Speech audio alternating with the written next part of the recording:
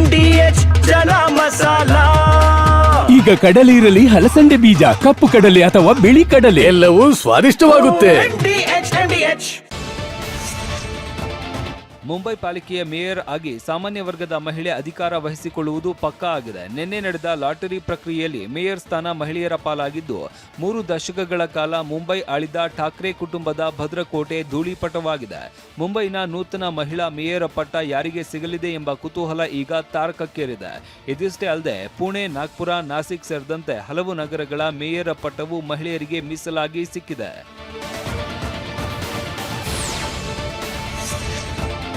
ಆದರೆ ಮೀಸಲಾತಿ ರೋಸ್ಟರ್ ಪದ್ಧತಿಯಲ್ಲಿ ಅಕ್ರಮ ನಡೆದಿದೆ ಅಂತ ಆರೋಪಿಸಿ ಉದ್ಧವ್ ಠಾಕ್ರೆ ನೇತೃತ್ವದ ಶಿವಸೇನೆ ಬಣ ಲಾಟರಿ ಪ್ರಕ್ರಿಯೆಯನ್ನ ಬಹಿಷ್ಕರಿಸಿದೆ.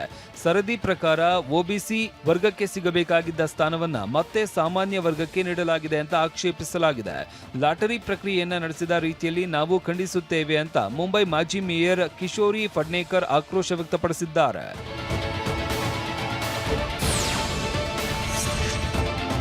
ದಳಪತಿ ವಿಜಯ್ ಅವರ ಟಿವಿಕೆ ಪಕ್ಷಕ್ಕೆ ಚುನಾವಣಾ ಆಯೋಗ ವಿಜಲ್ ಚಿಹ್ನೆ ಕೊಟ್ಟಿದೆ. ತಮಿಳುನಾಡಿನಲ್ಲಿ ಮುಂಬರುವ ವಿಧಾನಸಭಾ ಚುನಾವಣೆಗೆ ಚಿಹ್ನೆಗಾಗಿ ಇದನ್ನ ನೀಡಲಾಗಿದೆ. 234 ಸದಸ್ಯ ಬಲದ ತಮಿಳುನಾಡು ವಿಧಾನಸಭೆಗೆ ಈ ವರ್ಷ ಏಪ್ರಿಲ್ ಅಥವಾ ಮೇ ತಿಂಗಳಲ್ಲಿ ಚುನಾವಣೆ ನಡೆಯುವ ಸಾಧ್ಯತೆ ಇದೆ. ಈ ಹಿನ್ನೆಲೆಯಲ್ಲಿ ಚುನಾವಣಾ ಆಯೋಗ ಹೊಸ ರಾಜಕೀಯ ಪಕ್ಷಗಳಿಗೆ ಅಧಿಕೃತ ಚುನಾವಣಾ ಚಿಹ್ನೆಯನ್ನ ನಿಗದಿ ಮಾಡಿದೆ.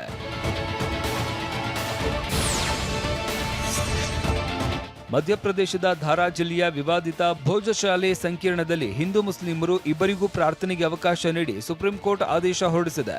ಈ ಬಾರಿ ಜನವರಿ 23ರಂದು ಅಂದ್ರೆ ಇವತ್ತು ಸರಸ್ವತಿ ಪೂಜೆ ದಿನ ಬಂದಿತ್ತು. ಅತ್ತ ಮುಸ್ಲಿಮರು ಇವತ್ತು ಜುಮಾ ಪ್ರಾರ್ಥನೆಗೆ ಅವಕಾಶ ಕೇಳಿ ಸುಪ್ರೀಂ ಕೋರ್ಟ್ ಕದ ತಟ್ಟಿದ್ರು. ಇದೀಗ ಹಿಂದೂ ಮತ್ತು ಮುಸ್ಲಿಂ ಭಕ್ತರಿಬ್ಬರಿಗೂ ಪ್ರಾರ್ಥನೆ ಸಲ್ಲಿಸುವುದಕ್ಕೆ ಸುಪ್ರೀಂ ಕೋರ್ಟ್ ಅನುಮತಿ ನೀಡಿದೆ.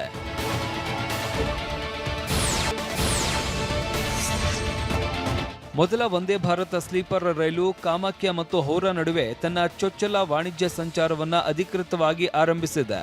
ನಿನ್ನೆ ಸಂಜೆ ಕಾಮಾಖ್ಯ ರೈಲ್ವೆ ಜಂಕ್ಷನ್ನಿಂದ ಪ್ರಯಾಣ ಆರಂಭಿಸಿದ್ದು, ಇವತ್ತು ಹೌರಾದಿಂದ ಸಂಚಾರ ಆರಂಭಿಸುವ ನಿರ್ಧಾರವಾಗಿದೆ. ಕಾಮಾಖ್ಯ ಹೌರಾ ವಂದೇ ಭಾರತ ಸ್ಲೀಪರ್ ರೈಲು ಈಶಾನ್ಯ ಭಾರತ ಮತ್ತು ಪೂರ್ವ ಭಾರತದ ನಡುವಿನ ಸಂಪರ್ಕ ಹೆಚ್ಚಿಸುವ ನಿರೀಕ್ಷೆ ಇದೆ.